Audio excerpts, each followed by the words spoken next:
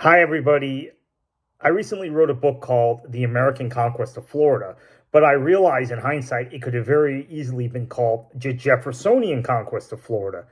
Not only were Jefferson and his disciples, if you want to call them that, James Madison and James Monroe, responsible for the American conquest of Florida and obsessed with America, the United States, incorporating Florida. But the Florida that developed from 1821 onward, right until today, 2024, is, in my opinion, the most Jeffersonian state, with maybe one or two exceptions, certainly the most Jeffersonian mega state in the United States, even more so than Jefferson's own home state of Virginia.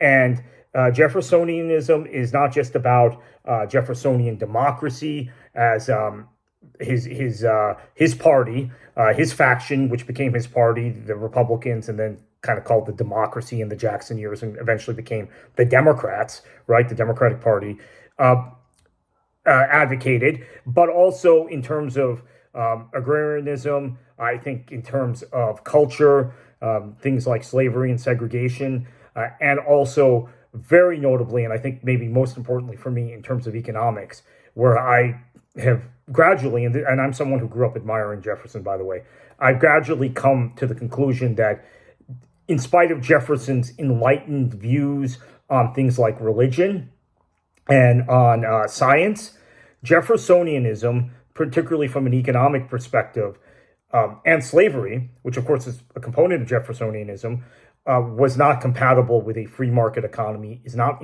compatible with capitalism, and is not compatible with an industrial based economy or a manufacturing based economy in reality. So that also, to me, partly explains why Florida economically has lagged, even behind, given its population in these days. So I'm going to really look forward to bringing this series to you, put out videos sporadically, talk about Jefferson initially, himself, and then his people who follow the Jeffersonian tradition.